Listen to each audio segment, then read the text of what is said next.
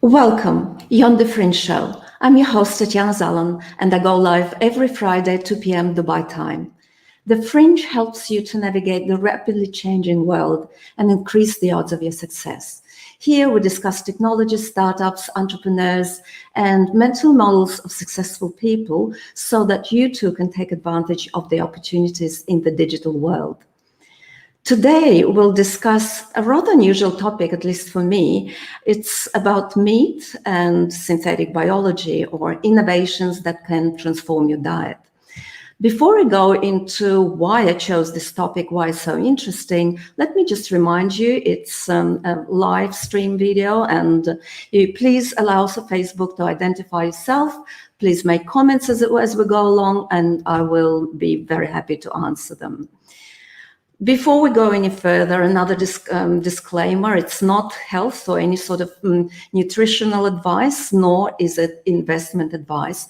All I'm doing here is presenting some information for educational purposes. And today we're going to talk about food made with cultured animal cells, or lab-grown meat, or fake meat, as sometimes referred to. If you're vegetarian or a vegan, perhaps it's not a show for you.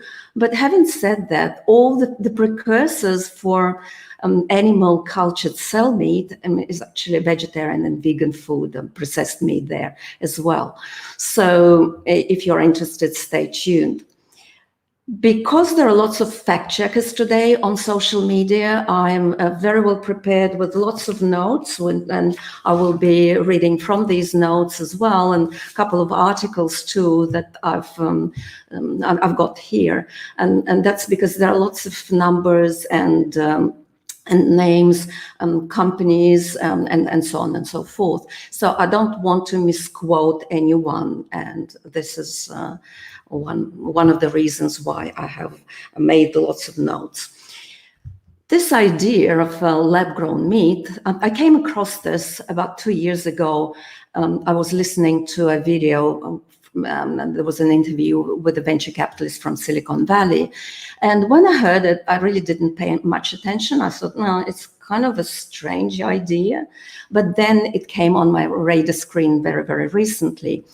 As I was trying to see and research is what's ahead of us, what's going to happen with the world, what are some of the technological trends. Obviously, these are things that interest me a lot. I came across again some of the predictions for the world in 2030 from the World Economic Forum. And I'm sure you're familiar with some of these predictions. I've picked up 3 predictions here. They've come up with 8 for what they're naming as the 4th Industrial Revolution.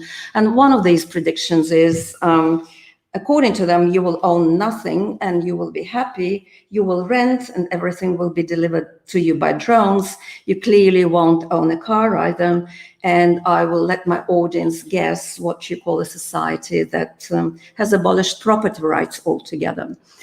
They're also predicting that there will be billions of people displaced due to climate change. And this is related to the last topic, which is on meat. And meat will be an occasional treat, not staple, for the good of the environment and your own health, of course. So why grow lab meat, according to the World Economic Forum? They're saying that the demand for meat has tripled since 1970, and meat and dairy are now responsible for 14.5% of greenhouse emissions. Obviously, this kind of technology consumes less water. We don't need any antibiotics. They recently launched an initiative, and it's an organization as well, which is affiliated with the WEF, called Uplink. And that's launched a competition to find sources of protein to satisfy tomorrow's consumer. This is what they're saying. We need to nutritiously feed a growing population within planetary boundaries. A systemic change is needed and innovation is key. Well, clearly, who would deny that? Yes, innovation is always key to technological progress. And so they then go into this idea of protein diversification, or rather diversification of sources of protein, and they see three main sources. Firstly, its product develops through sophisticated processing techniques, plant-based meat replacements seeking to resemble meat, cultured meat grown in laboratories, and fermented products. That's the first source. The second is historically available forms of protein, not yet produced or consumed at scale, and these include insects, algae, and duckweed. In case you wonder what duckweed is also called water lentils. It's something that grows in water. Traditional plant-based varieties, that's number three, they can be bred for high protein content, pulses or high protein grains such as millet. They're also stating there that demand for alternatives to regular meat has surged due to consumer concerns about health, about animal welfare, and of course about the environment. And consumers like you and me, people are arguably becoming more concerned about what their food sources are. And according to Barclays, that's a bank, the market for meat alternatives could be worth 140 billion within next decade, or about 10% of the 1.4 trillion global meat industry. So that's the potential that they see, the World Economic Forum sees for this cultured animal cells meat. Now, you probably would be wondering, well, what is lab-grown meat and how it is produced?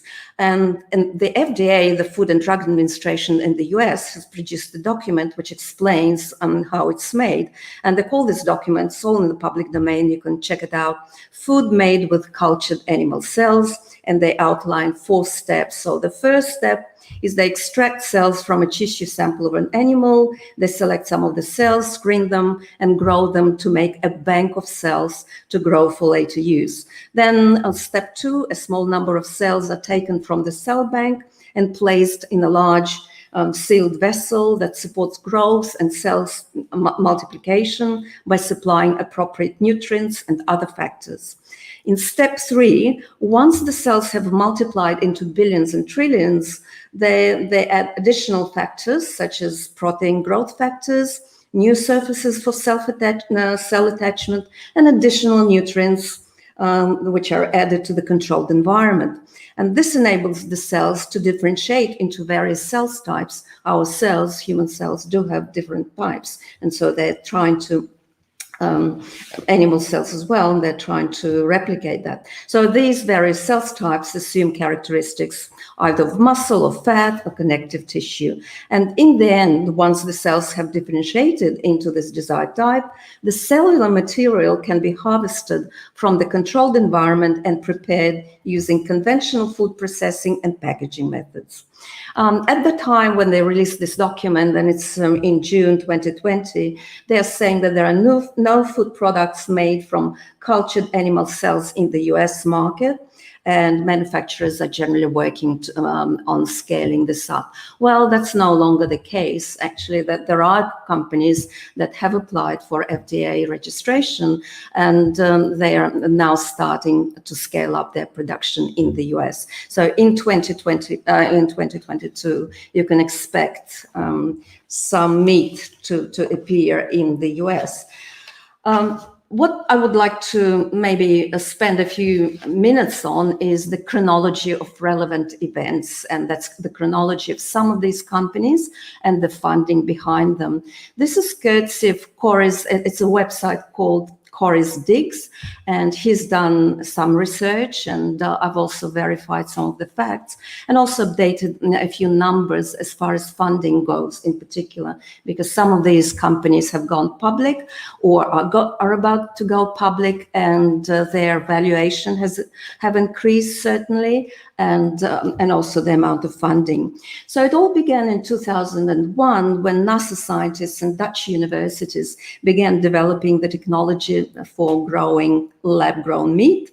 And in 2005, the University of Maryland announced working on grown meat in incubators by utilizing stem cells from a live animal. In 2009, Beyond Meat, which is a very well-known and quite a pretty significant company, was founded in California. They developed plant-based substitutes for meat, and that created quite a trend. And Beyond Meat has received a lot of attention. It's been very well funded by Tyson Foods, Bill Gates, Twitter co-founders Bill Stone and Evan Williams, Leonardo DiCaprio, other ventures, Great Point Ventures, Kleiner Perkins, and many other funders. And the total funding, according to Crunchbase, that they received, and I hope I'm right here, is $122 million. In 2011, another company, big company now, was established, and that's called Impossible Foods, again in California. They also develop plant-based meat products, and they've also received funding from Bill Gates, Google Ventures, Cellular Ventures, Viking Global Investors, UBS, Hong Kong billionaire Li Ka-shing, Temasek, that's a Singaporean venture fund, and others. In 2020, Burger King rolled out all the Impossible croissants, and now that was followed by Starbucks, and they have Impossible breakfast sandwich in all their locations all over the globe. They raised an enormous amount of money, over 1.6 billion, according to Crunchbase. In 2011 as well, there was another company that was founded, Eat Just. It's called, sometimes referred to as Just. It was founded again in California, and they produce plant-based alternatives to conventionally produced egg products. So they're into eggs. And this, they received initial funding from Cellular Ventures, Salesforce CEO Mark Benioff, Facebook's co-founder, Hong Kong billionaire Li Ka-shing, Founders Fund, Yahoo's founder Jerry Yang, and so on. They also have a subsidiary which is called Good Meat, and that produces lab-grown meat. And some of the investors include Bill Gates, Richard Branson, Elon Musk's brother Kimball Musk, Tyson Foods, Cargill, SoftBank, and Peter Thiel. And they became a unicorn in 2016, and that means they surpassed $1 billion valuation. And today they're apparently going for, or planning to go for an IPO at a valuation of $3 billion. That's their current valuation. In total in funding, they received $206 million. Further on in 2018, it's not just the American companies, Californian companies in the Silicon Valley that were interested in growing that kind of meat, but also companies all over the globe, including Israel. Future Meats Technologies was founded in 2018, and it received funding from Tyson Foods, ADM, and other investors. The FDA published their famous, or the paper that I talked about, Food Made with Cultured Animal Cells, that happened in 2020. And they highlighted there that that's an emerging area of food science and is expected to be ready for market in the not so distant future. In 2015, another prominent company was established called Memphis Meat. It's again a Silicon Valley company. And interestingly enough, in them, that's kind of a milestone, I would say. In April 2021, Singapore became the first country to offer lab-grown meat through their home delivery platform, Food Panda. Eat Just partnered with them through their subsidiary, Good Meat, and they intend to take this model global, where delivery hero brands will whenever delivery hero brands operate. And this is currently in over 50 countries. It Just is also an investor in Delivery Hero, so they're kind of cross-shareholders, I believe. And in June 2021, it was announced that this Future Meat Technologies, the Israeli companies, was in its approval process with regulatory agencies in the US of its production facility in multiple territories, and they plan to scale their production and launch their products in the US in 2022. And they're saying that that's the world's first industrial cultured meat facility. But there are, of course, several others that are coming up. What do they produce? They produce cultured kind of chicken, pork, lamb, and beef is coming just around the corner. They claim, that's according to their own documents, that its process will generate 80% less greenhouse emissions, use 99% less land, and 96% less fresh water than traditional meat production. Now, the founder of the company, Namias, also has patents pending in the US, China, and Europe for growing cells in vitro. Bill Gates, who is apparently involved in all these companies, or in most of these companies, states that all rich countries should move to 100% synthetic meat. And that's coming from his interview with MIT Technology Review. That's also mentioned in a Forbes article that I'm holding right here for you. So he wants all rich countries to move to 100% synthetic meat. And apparently there is a huge opportunity here for investors. If you look at, and the article specifically focuses on that from the investor side, and they're quoting the following figures. Look no further than industry pioneer Beyond Meat. It went public in 2019, and its share exploded 859% during its first 3 months out of the gate. Apparently, that's a pretty good return. What can you say? The industry already, according to this article, is worth 12 billion, and by 2025, it's projected to double.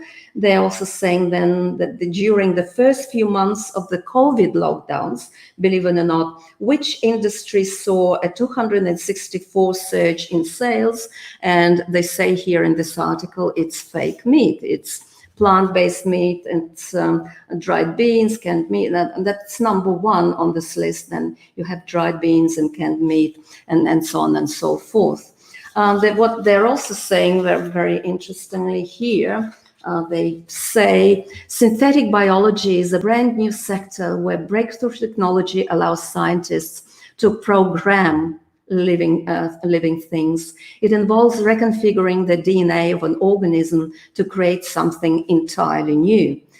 Beyond Meat, according to Forbes, harnessed this new technology to create more realistic veggie burgers. So those of you who are eating veggie burgers, that are probably Beyond Meat, and they're DNA engineered.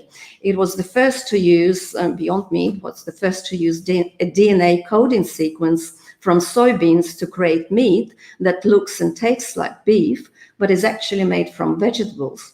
And it's just the tip of an iceberg of what synthetic biology can do. What synthetic biology can do, of course, is also deliver mRNA vaccines.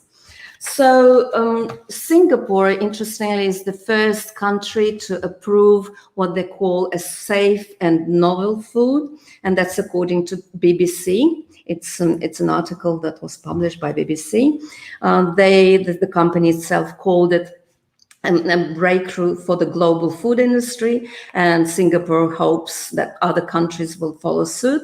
It was approved by the Singapore Food Agency, which is the equivalent of the FDA in the US, and they said that an expert working group reviewed data on just manufacturing control and safety testing of the cultured chicken, and they found it to be safe for consumption and the intended levels of use, and was allowed to be sold in Singapore as an ingredient in Eat Just's nugget products.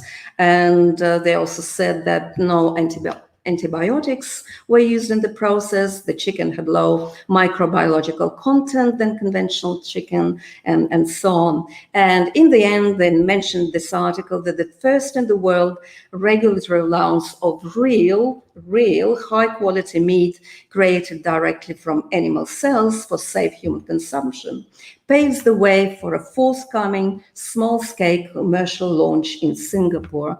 That's according to Eat Just. So I was also wondering, Kay, there are at least maybe 40 companies now that are working on creating this lab-grown meat for humans. What about pets? Yeah. Now, what about the pet market, and what do veterinarians say there. And lo and behold, and of course, these companies are also into the pet food market. And according to them, there is an article in The Economist in January 2021, pets may soon be fed laboratory-grown meat. Don't know what pets have got to say about that, but apparently this is coming too. And according to The Economist, this would help solve some owners' dilemmas. And a lot of people in the Western world are vegetarians or vegans, and they have apprehensions about feeding their pets with meat. I also said, okay, how about what do veterinarians say about how good or bad it is for animals? And this is one of the sites, and it was really just a random site that I went to, maybe the first that came to my attention. And this is what they're saying. While lab-grown meat may seem preferable to feeding your pet a vegan plant-based diet, it's an adulterated food product that has no track record for creating optimal health, obviously for pets. Then they suggest that you can also incorporate a variety of fresh foods from your refrigerator into your pet's diet.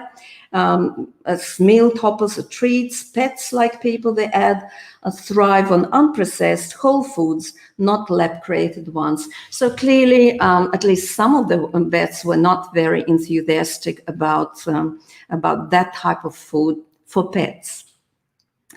And before I go, I'm going to sum it up, but before I go, now think about what other kinds of cellular meat can be grown and have been grown, and just really stretch your fantasy. Because to be honest, I think whatever you think and whatever comes to your mind, they've already either done it or are about to do it. So what do you think about all this idea of cultured cell meat, or lab-grown meat? Is this the best thing on earth? Is it going to save our planet? Is this how our farms of the future are going to be like? There is no doubt it's an enormous and great and massive investment opportunity. And as I say always, if anyone wants to get involved in this lab-grown meat company, you need to be very, very early to make attractive returns in the future. Or maybe you should ask yourself a question: should our food be continued to be grown by farmers, and maybe we just need to improve our supply chains? Or should we outsource that food growing and meat growing to the digital financial complex, as I call it?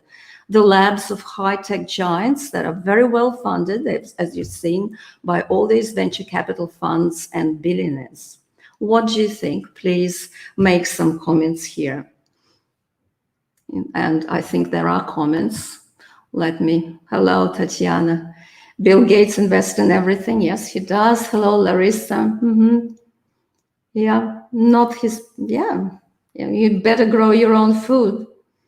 And yes, we don't, as if people don't have enough synthetic everything. Yes, I think you're right, Larissa. That's pretty much my opinion as well. We have enough synthetic foods in us. Anyway, well, thank you all for joining. I really enjoyed this kind of collecting some information and going through and thinking through what's the future of humanity, what's the future of our food. And I know whatever you put into your body, it eventually translates into your own health. So we need to be very careful how this is done. And thank you for joining me, and you will see me again at 2 o'clock Friday, 2 o'clock Dubai time. Thank you so much for joining, everyone.